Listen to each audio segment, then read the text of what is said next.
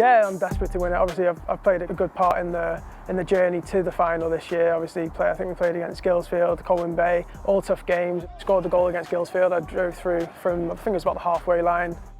I think it was a little step over on the inside and just passed it in the corner, really. Pennybront are a really good team. They've done well this year. They've given us tough games all season, really. When they come and play against us, they want to beat us. They want to beat the champions. They want to show that they're as good as the champions, or if not, better than us. Mae yna gyfle fan hyn, digon amser I Edrych! A mae Ben Clark yn gosod I stamp.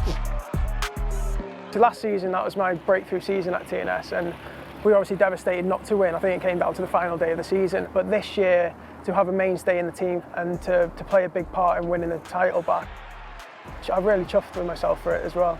When we won the league, obviously it was great to come back against Pennybront and draw 3-3 it was, but it was great to come on and change the game. Since then it's been a bit of a build-up to the Welsh Cup final, and that's what everyone's been waiting for. I feel like I've been playing for 20 years. I think because obviously I came through when I was 16, so that's when I was with the first team, so it feels like I've been here forever. The standard of the Welsh Prem is a high standard, so when you're coming through the youth level, it's obviously it's a big step up. I needed two low moves to actually have my breakthrough season. I think when I went to Llandudno, I think I was only 17, and obviously I was a young lad, just wanted to get minutes at any level. It was just good to get the experience at Llandudno and playing men's football week in, week out. And then obviously with Carnarvon, Edrych was a great guy. He trusted me in midfield. There's nothing better than playing in front of the Coffee Army. The fans are great there, and they give me a warm welcome. I really enjoyed it at Carnarvon especially, and the lads were great there as well. Before I went to Carnarvon, there was 8, 10, 12 games where I sat on the bench for the whole game and didn't come on in any of them games. So that was tough, just sitting there and not doing anything. But you've got to be patient in football. It's a hard game to break through, and you've just got to take the opportunities when you can get them.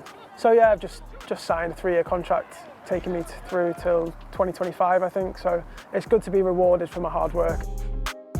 Yeah, I love playing under the gaffer. He's took the standards to a new level since he's come in. We do everything properly now. We train hard, we prepare for every game, we have analysis for every opponent that we play, so we know what to expect when it comes to game day.